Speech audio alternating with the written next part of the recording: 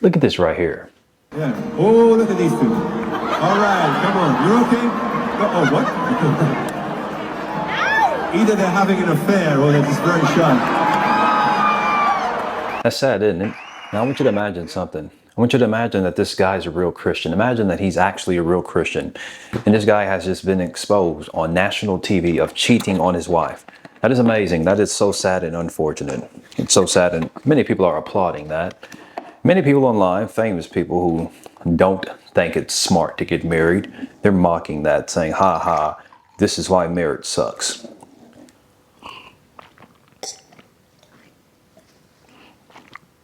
Let me tell you something. Let me tell you something. Two things. The very first thing is this. This is the reason why you cannot hide sin. You would get found out.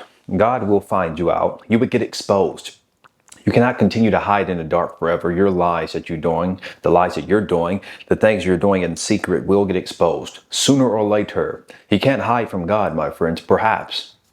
And it's so sad he was exposed. Feel so sorry, so sad for that guy's wife, family, kids. It's a sad thing, but the beauty of Christianity, if he's a true Christian, if he ever becomes one, he can ask God to forgive him. He can ask God to forgive him. I hope he stays with his wife, and I hope she forgives him, and I hope he becomes a true Christian one day if he has not become one. But this is what I wanted to make a point of here. Have a lot of influencers online getting on there saying, oh, you should never get married. Let me tell you something. Marriage is beautiful. It's a beautiful thing. That's why God said, look, he who finds a wife has found a good thing. He who has found a wife has found a good thing and has found favor in the eyes of God. It is a beautiful thing to be married. It's a beautiful thing. And oftentimes when you get online, all you do is see things of the good. You never see the bad. Well, I'm going to tell you, my friends, I don't say this to put myself on a pedestal, but we don't have any bad. Me and my wife has not had any bad. We've been married for a very long time. Perhaps, yes, sometimes she gets angry at me because I say something the wrong way. Or sometimes I get angry at her. But to that degree in which she would go out and say, I'm done, I'm cheating. Never. That is madness. Never, ever. Now, we're not perfect people. We're not perfect. But it's a beautiful thing because when two parties are trying their very best to make heaven, you're going to have a home that's beautiful. You're going to have kids that are raised to be beautiful, not physically, but spiritually. But perhaps if God blesses you to have beautiful physical kids as well, you may have beautiful physical kids and beautiful spiritual kids. All because two parents are trying their very best and they're living a genuine life in front of their kids. Their kids are going to watch that. It is a beautiful thing to get married. Don't believe these liars who come along and tell you it's not. It's beautiful to be married.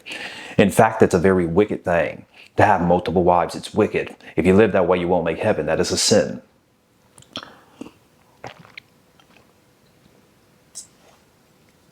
It is a wicked thing and it's sin to sit there and say, I'm going to have babies with all of these women. I'm going to have 50 babies. I'm going to have 1 or 2 babies. Doesn't matter. I'm just never going to marry her. I just want to lay down and have babies and have fun. That is absolute sin.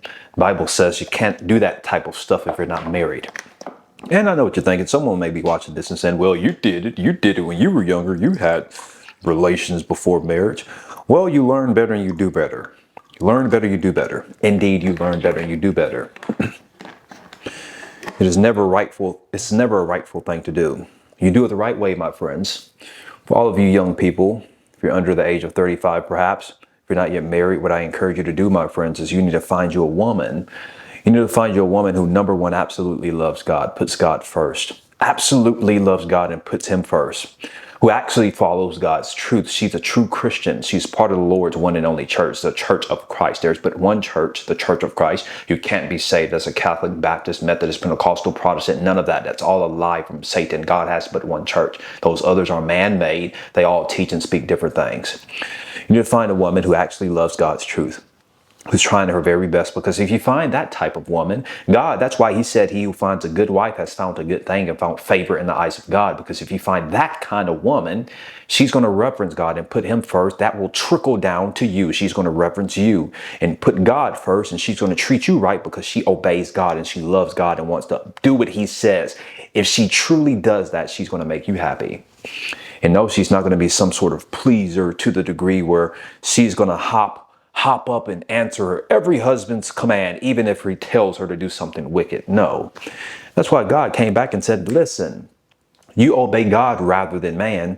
So if you have a spouse who comes along and tells you to do something wicked, you don't listen to that man, even though that's your husband. No, you obey God rather than a man. But it's a beautiful thing. It's a beautiful thing to find a good wife. You need to find you a good wife, my friend. Don't listen to these influencers who tell you marriage sucks. It's beautiful. It's lovely. It's a lovely thing to have one wife. It's a lovely thing to be a family man and have multiple children by one wife and have a family in which you all love God and try your very best into the end of time. It's a lovely and beautiful thing. It's a very wicked thing to have multiple wives. You are not Elon Musk. No. Elon Musk, if he continues to live that type of life, he will not make heaven. All of these famous influencers such as the Andrew Tates, all of them, they live this type of life where they have all of these different women and they lay down with all of these women, have different type of relations, baby here, baby there, never get married, and they make a mockery of marriage. Don't believe them. Don't listen to them. They're not godly men. They're not godly men. And it's a very sad thing. Marriage is beautiful. Find a good wife, my friend. Don't get caught in a situation like this in which you get broadcasted on TV for being a cheater. Don't do that. How do you become a Christian? Hear, believe, repent, confess, be baptized in water because it's for the forgiveness of sins. You have to hear how Jesus died, he was buried, he rose again the third day to never die again. After you hear that, you have to believe, like we just said, repent, confess, be baptized in water. Baptism is for the forgiveness of sins. It will add you to one church, the Church of Christ. From there, you must remain faithful until you die. Try your very best until the end of time. Try your best. You're going to fall. When you fall, you get back up and ask God to forgive you. That's why it's a beautiful thing. Perhaps I don't know anything about that man who was a cheater, but if he was a real Christian, a true Christian, part of the Lord's one and only church, if he was baptized in water for the forgiveness of sins, that man can simply say, God, I've sinned. Please forgive me. He can go back to his wife, ask his wife to forgive him, and keep pushing. That's the beauty of Christianity. If you love God, my friend, hit that subscribe button. Leave a comment. Say amen if you can.